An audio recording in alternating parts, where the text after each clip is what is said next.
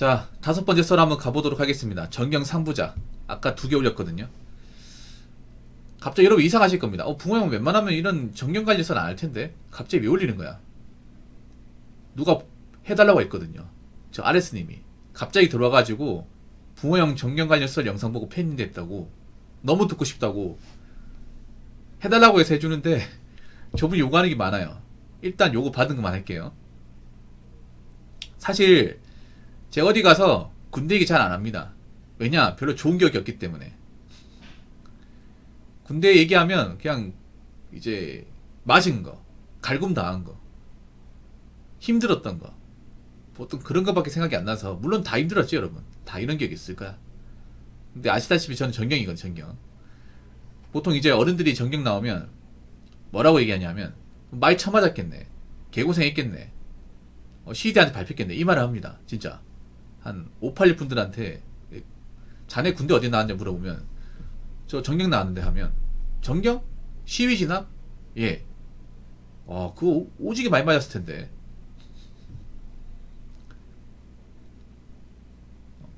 그 잘못 끌려가면 엄청나게 맞을 텐데. 그런 말 해요.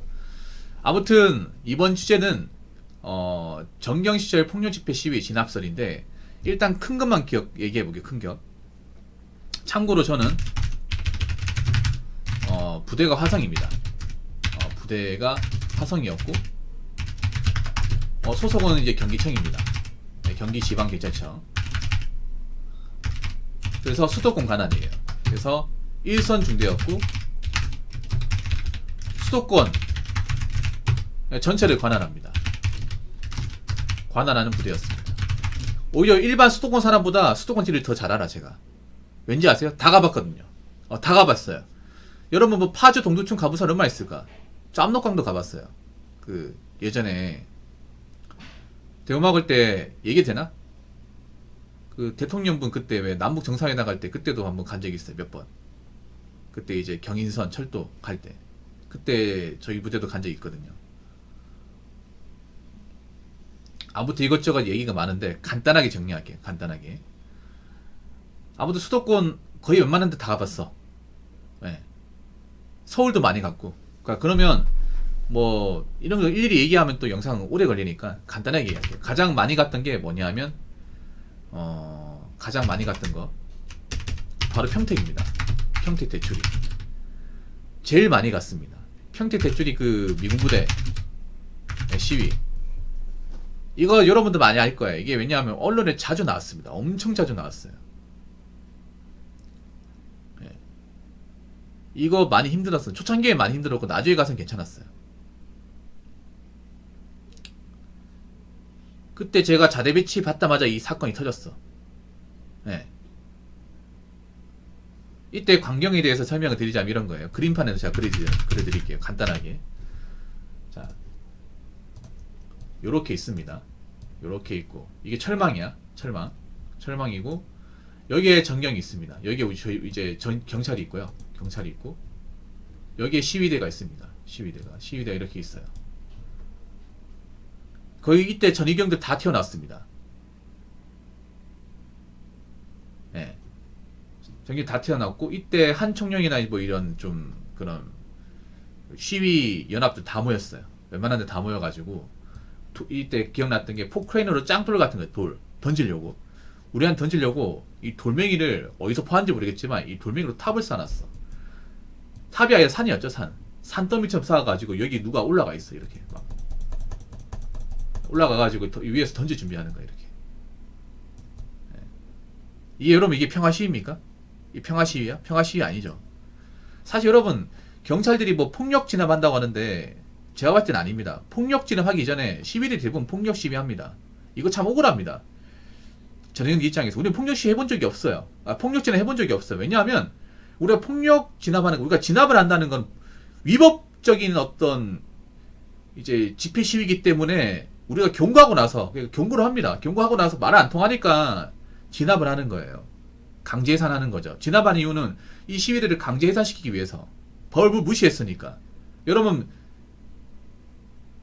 이 전위경들은 아실 거예요. 우리는 절대 법을 위반한 상태에서 하지 않아요. 그러니까 보통 집회 시위를 하면 신고를 해야 되거든요. 그 시간이 있어. 그리고 규정도 있습니다. 그 신고한 범위 내에서 해야 되는데 저는 이제 대규모 시위는 그런 규칙을 다 무시합니다. 무시해.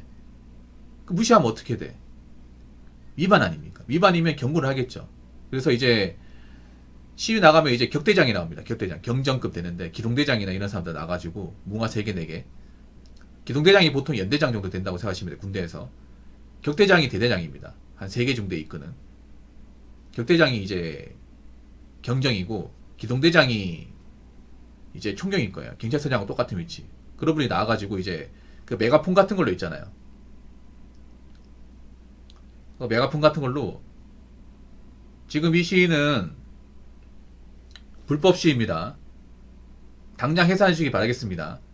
만약 해산하지 않을 시에는 저희가 강제로 해산시키도록 하겠습니다. 이렇게 메가폰을 합니다. 그렇죠? 가본 사람 압니다. 근데 그가 무시해요. 수차례인데 무시해. 그럼 어떻게 해야 돼요? 그러면 이제 우리 전위경들이 가가지고 그걸 강제로 해산시키는 거야, 이게. 네. 해산시켜서 거기에서 이제 안 가고 버티는 사람들 있지. 그러면 그 사람 체포하는 거야, 체포하는 거야. 근데 정말 신기한 게 뭐냐면 시위 현장 가보면 보통 여자가 있으면 안 되거든. 여자를 사이사이 낑겨 넣습니다. 이거 데모 현장 가본 사람들 알아. 이 미군 시위도 그때 기억나는 게 뭐냐면 일부러 여대생들을 사이사이 낑가나. 여자가 이렇게 있잖아요. 뭉쳐져 있는 게 아니라 사이사이에 박혀 있어요. 사람 남자들 무리에. 그 왜 그런지 아십니까? 그러니까 여자들은 보통 도망 못 가거든. 도망 못 가고 잡혔을 때 혹시나 뭐 남자들이 이거 그때는 여경들이 없었거든요. 그때는 이제 전위경들이 이렇게 팔다리 잡아가지고 미인 게 아닙니다. 잡아가실 게 혹시나 뭐 어디 만졌을 경우에 뭐 성추행이나 이런 거 가지고 말 나오게 할까봐 그걸로 이제 맞아요. 그래서 일부러 그 시위대 보면 일부러 여자분들 사이사이 배치합니다. 배치해. 이걸로 말 나오게 하려고. 이걸로 사진 찍어가지고 그러니까 일부러 있잖아요. 만약에 여자가 체포해서 잡혀가잖아. 팔다리 이렇게 딱 들어가 잡혀가거든요. 보통 어떻게 하냐면 4인 1조 돼가지고 한 사람당 이제 다리 하나, 팔 하나 해가지고 이렇게 들고 가요. 사진 있을 거예요. 여러분 유튜브는 아니면 이제 인터넷 검색하시면 시위 잡혀갈 때 다리 들어서 팔다리 들어가지고. 근데 이렇게 들고 갈 때 이제 혹시나 뭐 이렇게 터치하는 비슷하게 보이면 사진을 딱 찍어. 그래서 경찰들이 이제 연행할 때 뭐 성추행했다 이런 식으로 이제 프레임 씌우거든요. 뭐 아무튼 그런 게 있습니다. 이거 정말 힘들었어. 이때 좀 집에도 못 가고 집이라고 하긴 그렇고 이제 부대 못 가고 뭐 밖에서 자고 그랬습니다. 아무튼 또 하나 얘기하자면 또 기억나는 거 뭐 대출이 너무 많으니까 과천 청사 시위. 여기 시위는 양반이에요. 여기 시위는 과천은 보통 어떤 거 시위하냐면 보통 뭐 공무원 채용이나 자격증 같은 거 뭐 그런 거 아니면 뭐 법제도 같은 거 뭔가 이제 안 좋게 변하면 이제 시위하는 거. 근데 여기 시위는 그렇게 뭐 빡신 건 아닌데 자주 갑니다. 너무 자주 가. 한 달에 한 4-5번은 가는 것 같아. 정기적으로. 과천 정부종합청사. 예. 가가지고 이제 그런 뭐 보통 다 자격증이나 뭐 법 같은 거 이제 뭐 잘못 제정되면 그런 거. 예전에 기억나는 게 그거 있었어. KTX 그 여승무원들 비정규직. 예.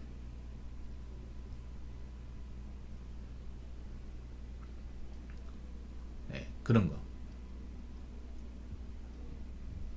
보통 이제 뭐 비정규직 같은 거 정규직 뭐 정규직 해달라. 아니면 이제 법 같은 거 이거 뭐 악법이다. 뭐 바꿔달라. 아니면 이제 뭐 예전에 기억났던 게 뭐 주택관리사 시험 뭐 좀 정원 좀 늘어날라 뭐 이런 것도 있잖아요. 뭐 그런 거 관련 시위. 그리고 아직도 기억났던 게 뭐냐면 광면 이제 철거 반대 시위. 이거 정말 기억납니다.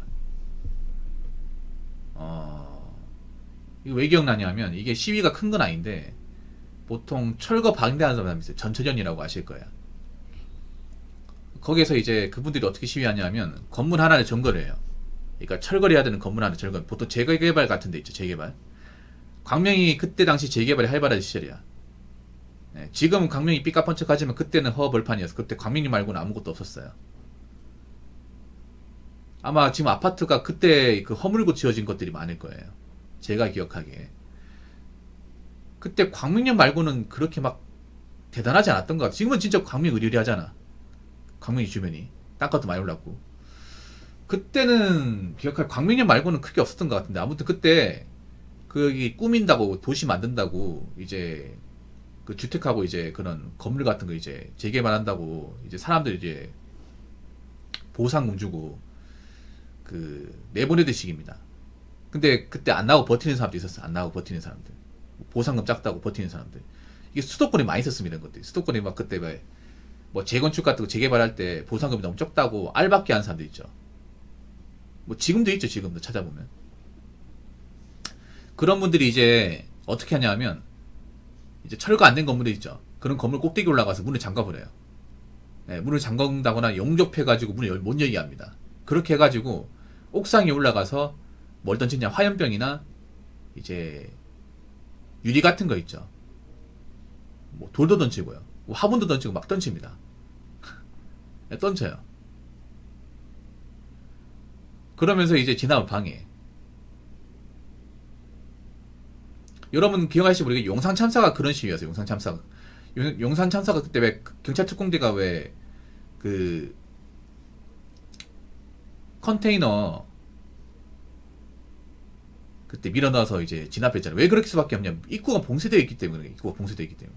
봉쇄되어 있는데 그 화염병에 신나 붙여가 자꾸 던지니까 위험하잖아요. 일반 사람들 위험하잖아. 그러니까 경찰 입장에서는 들어갈 수 있는 방법이 그 방법밖에 없는 거야 이게. 일반 사람들이 피해볼 수 없는 거잖아. 그렇다고 입구는 막혀있고. 그리고 고양시청 고양시청에서 시위한 거.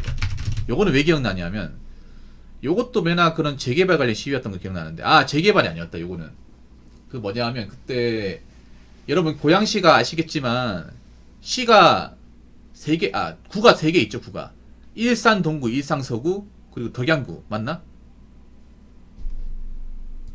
구가 3개 아닙니까? 맞죠? 덕양구, 일산 동구, 일상 서구. 근데 일산 서구에 사는 분들이 아실 거야. 그러니까 일산시로 독립해달라. 이거 시위했었어. 왜냐 고향 안에 있다 보니까 땅값이 안 오른다고. 이 약간 좀 이런 게 많아요. 수도권이 뭔가 땅값 같은 거 있잖아요. 이 지명 같은 거 이런 거 부동산 관련된 땅과 관련된 시위가 엄청 많았어요 이게. 그래서 그때 당시에 일산서구가 인구가 제일 많거든. 그래서 그때 일산서구 시민들이 이걸 분리시켜달라. 고양시 와가지고 일산시로 따로 만들어달라. 지금도 하고 있을 거야 이거 지금도.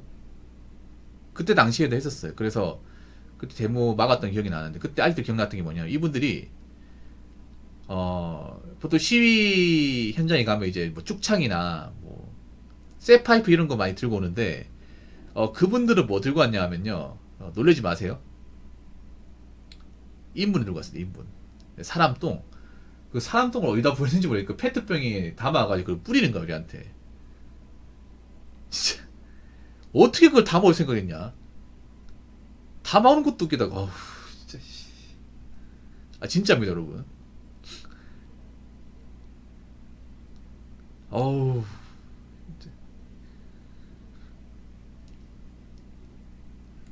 그리고 기억났던 게 서울시청. 네, 서울시청. 제가 서울에 대해서 안 좋은 감정 가졌던 게 서울시청 시위. 네, 안 좋은 감정.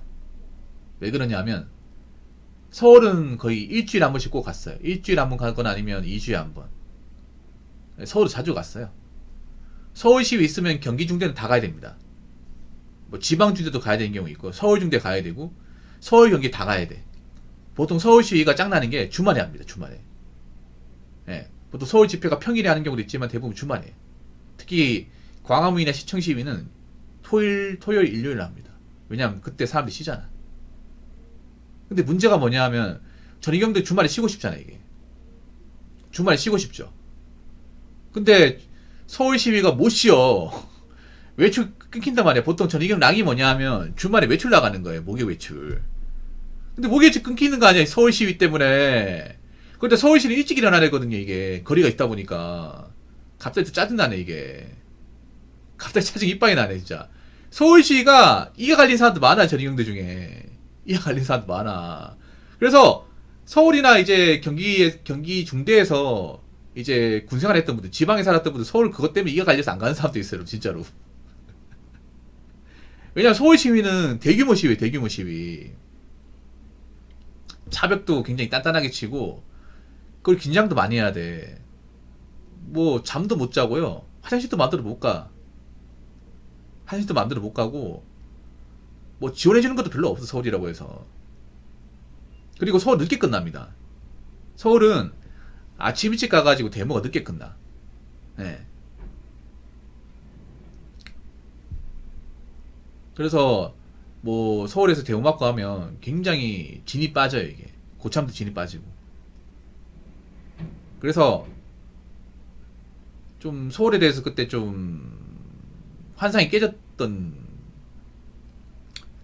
좀 경험했던 것 같아요. 서울시청에서. 네. 서울시청하고 광화문. 네.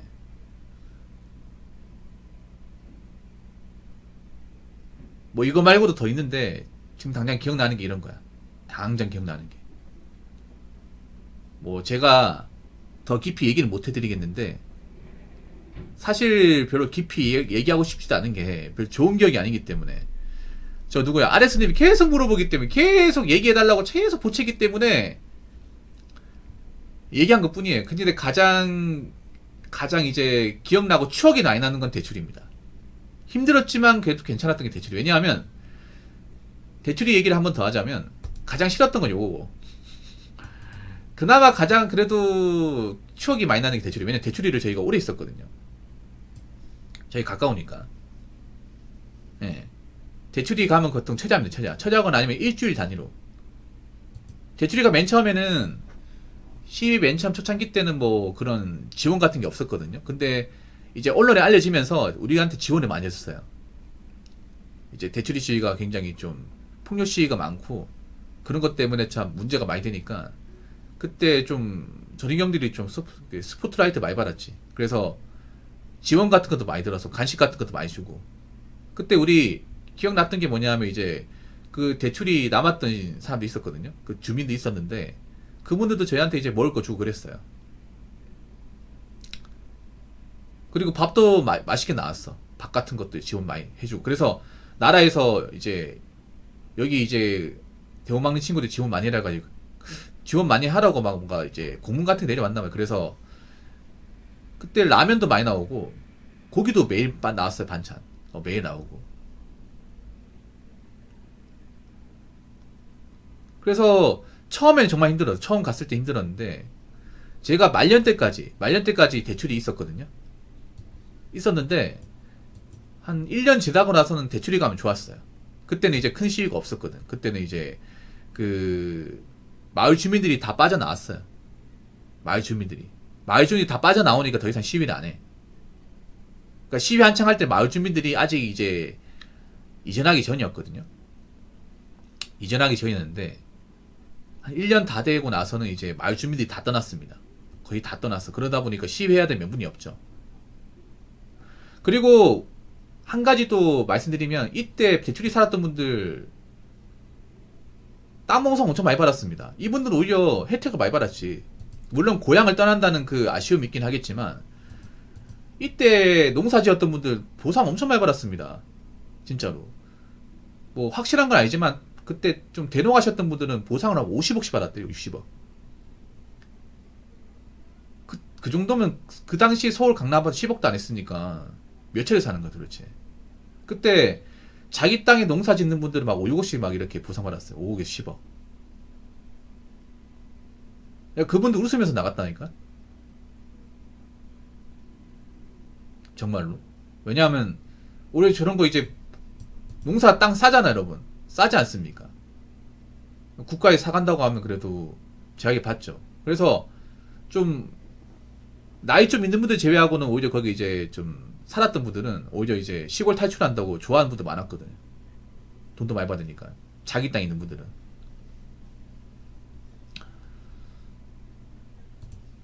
근데 남아있는 분들은 그런 거예요. 이제 이 고향에서 이제 50년, 60년 사신 분들 있잖아. 그분들은 이제 고향이 아쉬우니까 남아있는 거예요, 이게.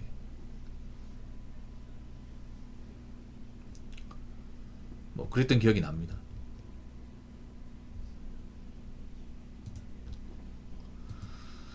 아무튼 이거 말고도 할 얘기 많은데, 대충 이런 거. 예, 이런 시위 같은 게 있었다. 예, 이 말씀만 좀 드리고 싶어요. 사실 뭐, 시위 현장 나가는 게 무조건 뭐 폭력 집회만 있는 건 아니야. 평화 시위도 있습니다. 평화 시위도 있는데, 이제 폭력 시위가 가끔씩 있어요. 가끔씩. 예, 가끔씩 있는 거면 얘기한 거예요. 뭐, 매번 시위 현장 나간다고 무조건 있잖아요. 뭐, 주창 가지고 맞는 건 아니고, 웬만하면 그냥 서 있다가 끝납니다. 웬만하면. 웬만하면 그냥 있잖아요. 서 있다가 끝나. 그러다가 한 번씩 이제 크게 터지고 가는 거지. 예. 뭐 이거 말고도 뭐 다른 거 겪은 분도 있을 겁니다. 제가 겪은 한도 내에서 얘기했습니다.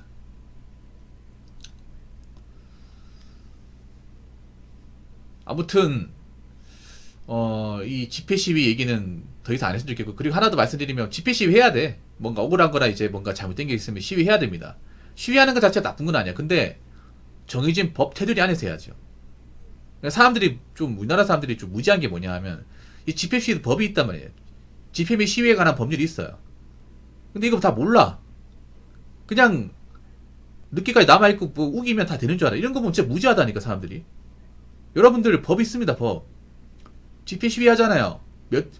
어? 어느 차선까지 할 것이고 어느 장소에서 할 것이고 몇 시부터 몇 시까지 할 것이며 인원 몇 명까지 할 것이며 시위한 목적이 무엇이며 다 나와 있습니다. 이거 다 신고하고 하는 거예요. 근데 이것도 모르고 그냥 뭉치면 다 되는 줄 압니다. 그렇게 하지 말라는 거예요. 정해진 법 테두리 안에서 시위하는 거는 누가 뭐라 하지 않아. 근데 그런 거 모르고 그냥 빡빡 우기는 거는 문제 있는 겁니다.